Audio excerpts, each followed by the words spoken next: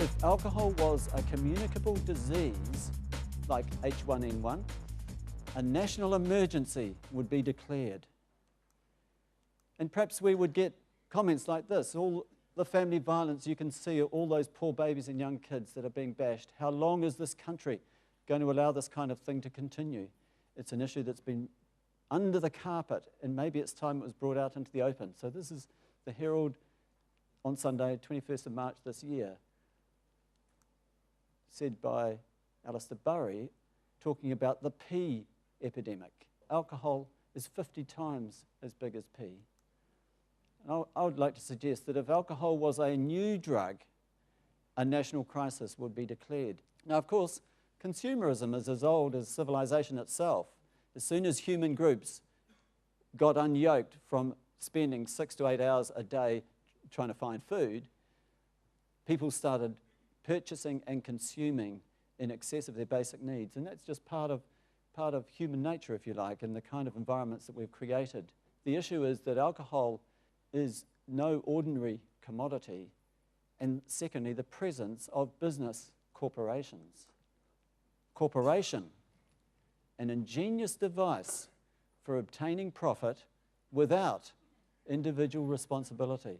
I think the presence of global corporations that have power that are bigger than governments, I think, is a real feature of modern life.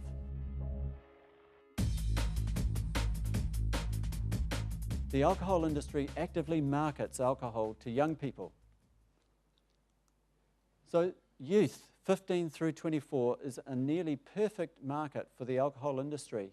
It's that wonderful, exuberant stage in our lives when we've still got a rather disconnected brain, which allows us to have this natural exuberance and happiness. But if you can get young people drinking regularly in their teens, then you've got them customers for life, just like the tobacco industry. And every advertisement seen by a young person, 15 through 24, increases the number of drinks they consume by 1%. Previously, the alcohol industry has denied, and will continue to deny, that they market to young people, but we now have evidence from an insider, and there will be more insiders come forward over time, guaranteed. But this person tells us that the industry has deliberately targeted young people by sweetening ready-to-drink alcohol pops to mask the taste of alcohol and get them going. The relative safety of drugs is determined by a safety ratio, which is the lethal dose of the drug divided by a typical recreational dose. And you can see here that ethanol is closer to heroin than it is to ecstasy, and it's on par with methamphetamine. We would see ethanol there as a Class B drug, which really brings some poignancy, doesn't it, to the fact that at the current time you can get this Class B drug 24 hours a day, 7 days a week at supermarkets, and often served by teenagers. Just imagine if it was morphine or deamphetamine that's being served 24 hours a day at cheap price in supermarkets. The incestuous relationship between government and big business thrives in the dark. The alcohol industry plays two games, one behind the scenes, the charm offensive with our politicians, and at the public level, they're into blaming the people with the problem and really perpetrating the idea that it's individuals who are causing the problem.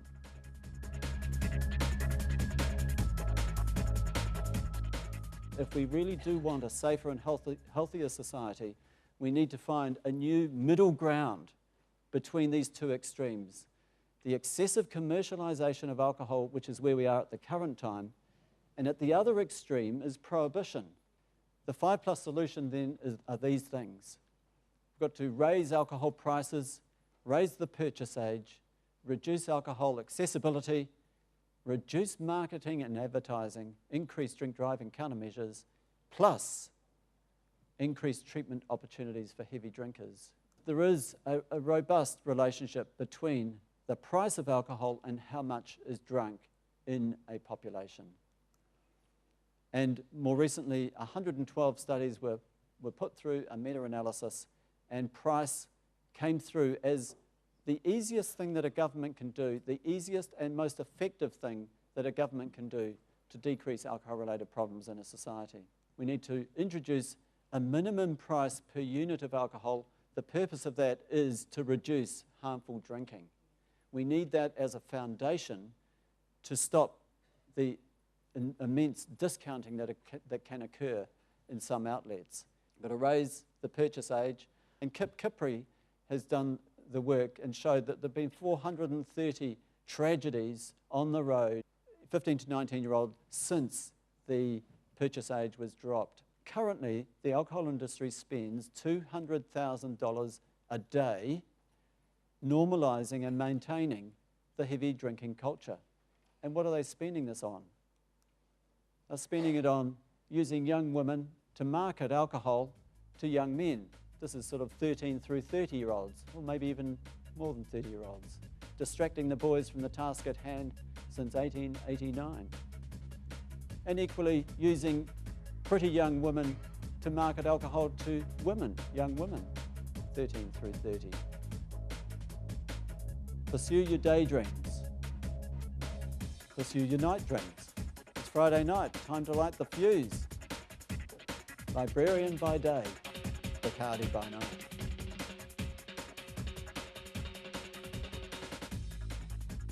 We need to reduce alcohol accessibility.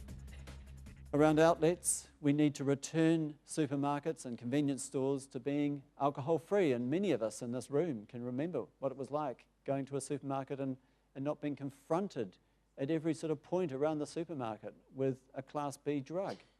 About half of the marketing budgets are actually spent on sponsorship.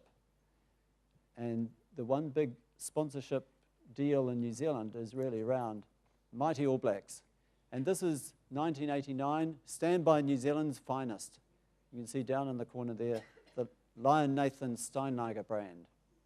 And you can imagine, well, I know for a fact, because I've seen them, these posters in the bedrooms of our youth, mainly young boys, but from an early age, making this association, quiet association between Steinlager, drinking alcohol, and our national icons.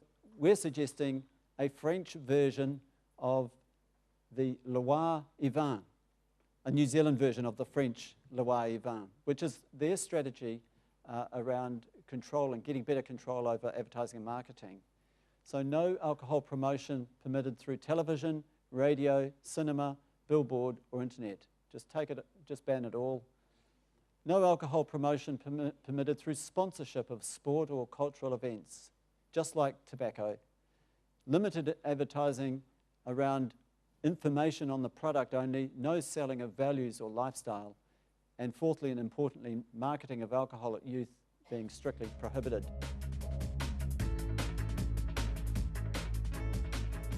There are three pillars maintaining the national alcohol crisis: this immensely powerful global alcohol industry, political pragmatism of governments, and an idea, the idea that it's individual drinkers who are causing the problem. And what we have is an industry that's kind of brainwashed us all as a population into thinking that life can't be enjoyed without alcohol. So you probably have got this message, warning, the alcohol industry is not your friend. These aren't my words. These are an editorial in 1992 by Lawrence Wallach talking about the 4 key tactics used by the alcohol industry. They portray alcohol as part of the good life. They associate it with sex, fun, success, peer acceptance, and independence. They link alcohol problems with this irresponsible minority, the losers who can't quite handle their alcohol or have a genetic predisposition to it. There are many people with alcohol problems, and it's in the region of 700,000 people with heavy drinking. Each of those heavy drinkers is affecting perhaps 5 other people in a negative way from time to time. That's 3.5 million of the population. That's pretty close to the population of New Zealand.